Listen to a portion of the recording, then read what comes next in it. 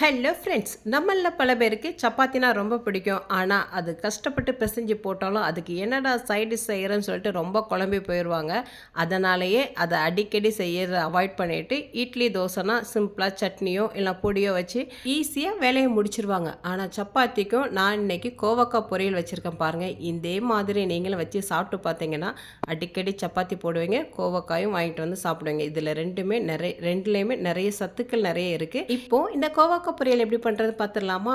எங்கள் மாமா இருக்காங்களே, மாமா கடைக்கு போனாங்கன்னா கடைக்காரங்களுக்கு லாபமாகவும் நமக்கு நஷ்டமாகவும் தான் வருவாங்க. அது என்னன்னே தெரியல. நானும் ஒவ்வொரு தடவையும் ஒவ்வொரு பொருள் வாங்கும்போது எப்படி பார்த்து வாங்கணும்னு சொல்லி விட்டாலும் அவர் எப்படியாவது சொதப்பிட்டு வந்துடுறாரு. அதே மாதிரி தான் கோவக்காய் வாங்கிட்டு வந்திருக்காங்க. நான் இதை வெள்ளரி பிஞ்சின்னு நினச்சிட்டு கவரில் போட்டு எடுத்து வச்சிட்டேன். அப்புறம் பார்த்தா இது கோவக்காய் இருந்தாலும் வாங்கின அன்னைக்கு இது வச்சா தான் உண்டு, இல்லைனா அது இருக்க சைஸுக்கு உடனே பழுத்து வேஸ்ட்டாக போயிடும் சொல்லிட்டு நைட்டு சப்பாத்திக்கு இந்த கோவக்காய் பொரியல் பண்ணலாம் சொல்லிட்டு நல்ல அரை மணி நேரம் தண்ணியில் போட்டுட்டேன். நல்லா ஊறினதுக்கப்புறம் தான் வெளி தோல் பகுதியெல்லாம் தேய்ச்சி கழுவ முடியும்.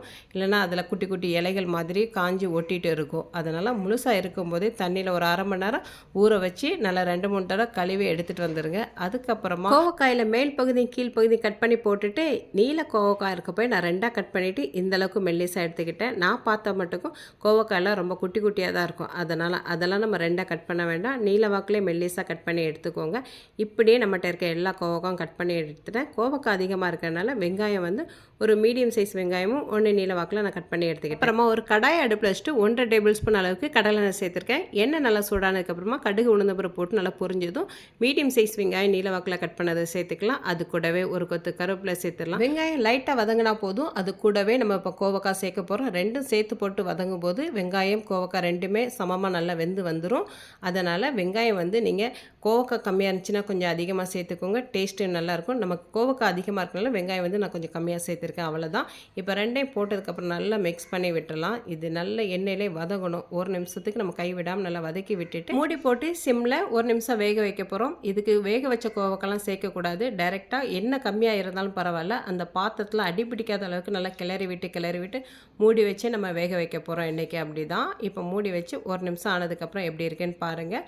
கோவக்காயோட கலர்லாம் நல்லா மாறி ஒரு பாதி அளவுக்கு நல்லா வெந்து வந்திருக்கு. இந்த டைம் நல்லா ஒரு தடவை கலந்து விட்டுட்டு இப்போ கோவக்காய்க்கு தேவையான அளவுக்கு நம்ம உப்பு சேர்த்துடலாம். உப்பு வந்து கோவக்காய் கட் பண்ண பகுதியில் வந்து அங்கங்கே தங்கிடக்கூடாது. அதனால் கோவக்காயில் எல்லா பகுதியிலையும் உப்பு சேர்கிற மாதிரி நல்ல ஒரு தடவை வதக்கி விட்டுக்கலாம். இப்போது இந்த பொரியல் தேவையான அளவுக்கு 1/2 ஸ்பூன் அளவுக்கு மஞ்சள் தூள் சேர்த்துக்கலாம். மஞ்சள் தூள் சேர்த்ததுக்கப்புறமும் அதே மாதிரி நல்லா கலந்து விட்டுக்கோங்க. அப்புறமா காரத்துக்கு நம்ம இப்போது வத்தல் பொடி மட்டும்தான் நான் சேர்க்க போகிறேன். அதனால் எந்த அளவுக்கு காரம் சேர்க்கிங்களோ அதுக்கேற்ற மாதிரி வத்தல் பொடி சேர்த்துக்கோங்க. நான் ஒரு 1.25 ஸ்பூன் அளவுக்கு வத்தல் பொடி எடுத்திருக்கேன். அதையும் போட்டு நல்லா மிக்ஸ் பண்ணி விட்டுட்டு இப்போ மட்டும்தான் நம்ம ஒரு 2 டேபிள் ஸ்பூன் அளவுக்கு நம்ம தண்ணி தெளிக்க போகிறோம். ஊற்றக்கூடாது. கையில் வச்சு லைட்டாக தெளித்து விடுங்க. அது கரெக்டாக 2 டேபிள் ஸ்பூன் அளவுக்கு இருந்தால் போதும். வத்தல் பொடி காரம் எல்லாமே கோவக்காயில் சேர்ந்து வர்றதுக்காக மட்டும்தான். இப்போ நல்லா சமப்படுத்தி விட்டுட்டு மூடி போட்டு 1 நிமிஷம் சிம்மில் வச்சு வேக விட்டு எடுத்துட்டிங்கன்னா நம்மளுடைய கோவக்காய் பொரியல் நல்லா சூப்பராக வெந்து வந்திருக்கு பாருங்கள். தொட்டு பார்த்தீங்கன்னா காய் அப்படியே நல்லா பிஞ்சு மசிஞ்சு போகணும். பார்க்குறதுக்கு நல்லா முழுசாக இருக்கணும். இப்போ நல்லா வெந்துடுச்சு. இப்போ கட் பண்ண கொத்தமல்லி இலையை தூவிட்டு ஸ்டவ் ஆஃப் பண்ணிட வேண்டியதான். சுட சுட மணமணக்கும் டேஸ்டியான கோவக்காய் பொரியல் ரெடி ஆயிடுச்சு. இது நீங்கள் சாதத்தோடு போட்டு மிக்ஸ் பண்ணி வெரைட்டி ரைஸ் மாதிரியும் பசங்களுக்கு கொடுக்கலாம். அப்படி இல்லாட்டினா சப்பாத்தி கூட வச்சு சைட் டிஷ்ஷாக கொடுக்கலாம். நாங்கள் இன்றைக்கி சப்பாத்திக்கு தான் சைட் டிஷ்ஷாக கோவக்காய் பொரியல் பண்ணி வச்சுருக்கேன். சப்பாத்தி மாவு ஃபஸ்ட்டே பசைஞ்சு வச்சுட்டேன். கோவக்காய் பொரியல் செஞ்சு முடிக்கிறதுக்கும் மாவு நல்லா ஊறி வர்றதுக்கும் டைம் கரெக்டாக இருந்தது. இப்போ 2வதாக லைட்டாக ஒரு டைம் அழுத்தம் கொடுத்து பசைஞ்சிட்டு மீடியம் சைஸ் உருண்டைகளாக உருட்டி வச்சுட்டு நான் இப்போ ஹாலில் உட்காந்தே மாவு மொத்தத்தையும் உருட்டி எடுத்துகிட்டு போயிடுவேன். என்னால் கிச்சன் லைன்லாம் போட்டுகிட்டு இருக்க முடியாது. அதனால் கோதுமை மாவை நல்லா தூத்தி நல்லா உருட்டி ஒரு தட்டில் அடுக்கி வச்சுட்டு நம்ம போயிட்டு சப்பாத்திகள் அடுப்பில் வச்சுட்டு சுட்டு எடுத்தோம்னா சூப்பராக சீக்கிரமாக சுட்டு எடுத்துடலாம். கிச்சனில் நின்றுட்டே செய்ய வேண்டியதே இல்லை. நல்லா மெயினாக மாவு மட்டும் நல்லா கொஞ்சம் போட்டு நல்லா உருட்டி வைங்க. அதுக்கப்புறமா நம்ம ஃபஸ்ட்டு உருட்டின பகுதி மேல் பக்கம் வர்ற மாதிரி மாவை திருப்பி போட்டு ஒன்றா சுட்டு எடுத்திங்கன்னா அந்த லேயராக அது பிரிஞ்சு வர்றதுக்கு நல்லாயிருக்கும். இல்லைன்னா எல்லா மாவும் நல்லா ஒட்டிக்கும். நம்மளால் உருட்டின மாவும் வேஸ்ட்டாக போயிடும். திரும்ப 2வது உருட்டுற மாதிரி ஆயிரும்.